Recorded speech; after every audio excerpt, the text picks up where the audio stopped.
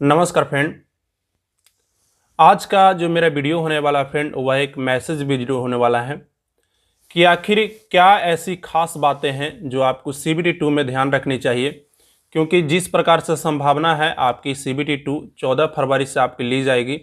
बहुत अल्प समय है और इन अल्प समय में हमें किन किन चीज़ों का ध्यान रखना चाहिए, क्योंकि अभी से हमारे पास इतना समय नहीं है कि हम कोई बहुत बड़ा सब्जेक्ट या कोई बहुत बड़ी बुक को कवर कर लें। फिर भी एक मेजर चीज़ है जो मुझे लगती है, जितने मैंने एग्ज़ाम दिए हैं और मुझे यह फील हुआ कि अगर कोई स्टूडेंट इन बातों का ध्यान रखता है तो निश्चित तौर पे उसके एग्ज़ाम में मार्क्स मतलब वृद्धि देखने को मिलेंगे। तो सबसे पहला जो आप काम करिए फ्रेंड, क्योंकि आपके पास बहुत अल्प समय है, तो आप कोई भी चीज़ नया मत पढ़िए। आपने जो भी पढ़ा है, जिस भी बुक का आपने सहारा लिया है, चाहे आपने SPD पढ़ा हो या आपने लूसेंट पढ़ा हो या आपने मैथ के लिए जिस भी बुक को फॉलो किया हो, आप उसी बुक का रिवीजन पे जितना से ज़्यादा हो सके आप समय दीजिए। जैसे मेरे अनुसार से अगर मैं आपको अगर किस प्रकार से रिवीजन करना है या अगर सजेस्ट करना चाहूँ, तो मैंने अगर मान लीजिए मैथ के लिए सागिर अहमद की ये बुक फॉलो की है, तो मेरा यह कोशिश रहेगा कि मैं इन सारे जो इम्पोर्टेंट टॉपिक हैं जिनमें मुझे हमेशा दिक्कत हुआ है, उन सारे टॉपिक को खोल करके प्रश्नों को सोल्व करने का कोशिश करूंगा और खास करके उन प्रश्नों को खास करके सोल्व करने की कोशिश करूंगा जो मुझे हमेशा दिक्कत करते रहते हैं।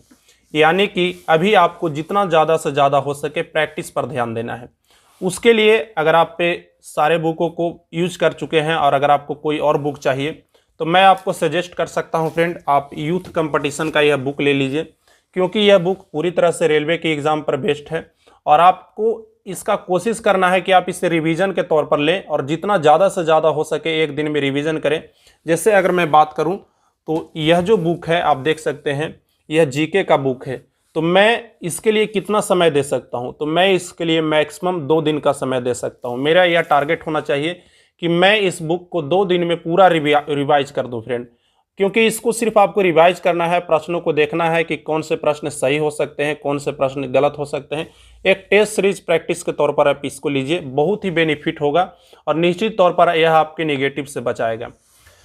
उसके साथ ही फ्रेंड आपको टेस्ट सीरीज प्रैक्टिस करना चाहिए। कम से कम आप एक टेस्ट सीरीज ऑनलाइन जरूर दें। कोई भी आप टेस्ट सीरीज दे सकते हैं, ग्रेडअप का दे सकते हैं, बहुत अच्छा टेस्ट सीरीज आता है।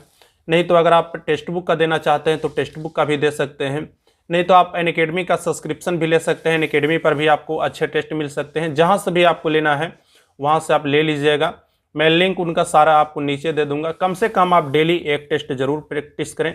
और सबसे बड़ी जो बात है, जो मैंने फील किया है और सबसे इम्पोर्टेंट बात है, पढ़ाई से भी बहुत इंपॉर्टेंट है, लाख आप पढ़ते रह जाइएगा फ्रेंड, लेकिन आपका रिजल्ट नहीं होगा। मेरे अनुसार से तो यही होता है कि मैंने जिस भी एग्ज़ाम को बहुत ज़्यादा मतलब सीरियस लिया और मुझे यह टारगेट रहा कि मैं इसमें बहुत ही अच्छा करूँगा, बहुत ही अच्छा करूँगा, तो यह जो प्रेशर है वह कहीं ना कहीं आपके मतलब माइंड पर बनता है और आप चीज़ों को उतनी अच्छे तरीक़े से नहीं कर पाते हैं। मैंने जितने भी एग्ज़ाम में यह सोचा कि यह मेरे लिए बहुत बड़ी एग्ज़ाम है, उस एग्ज़ाम में मैंने अच्छा प्रदर्शन नहीं किया और जिस भी मैंने एग्ज़ाम को लाइटली लेकर चला वह एग्ज़ाम मेरा बेहतर गया था फ्रेंड।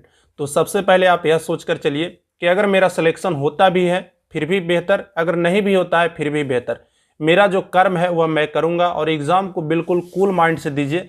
आप यह सोच कर दीजिए कि यह मैं जिस प्रकार से सेट प्रैक्टिस कर रहा हूँ, जस्ट लाइक यह मेरा उसी प्रकार का एग्ज़ाम है।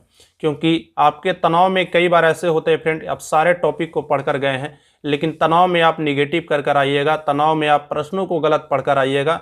लाख आप यहाँ पर सेट का प्रैक्टिस कर लें लेकिन फिर भी आप वहाँ पे निगेटिव करके आइएगा, आपका गुना गलत होगा, भागा गलत होगा, आप जोड़ कर गलत पढ़कर आएंगे। तो सबसे इम्पोर्टेंट, तनाव मुक्त रहिए। आपके तनाव में रहने से ना ही जॉब मिलेगा और ना ही तनाव मुक्त रहने से आपको कोई चीज़ पॉजिटिव ही मिलेगी। ज़्यादा सोचने से कुछ नहीं होने वाला है। माइंड को फ्री रखिए। अभी से जितना से ज़्यादा हो सके प्रैक्टिस पर ध्यान दीजिए और किसी भी नए चीज़ों को पढ़ने पर मत ध्यान दीजिए। कोई भी करेंट अफेयर की बुक मोटी ना पढ़ें, मैं आपको यह सलाह दूंगा।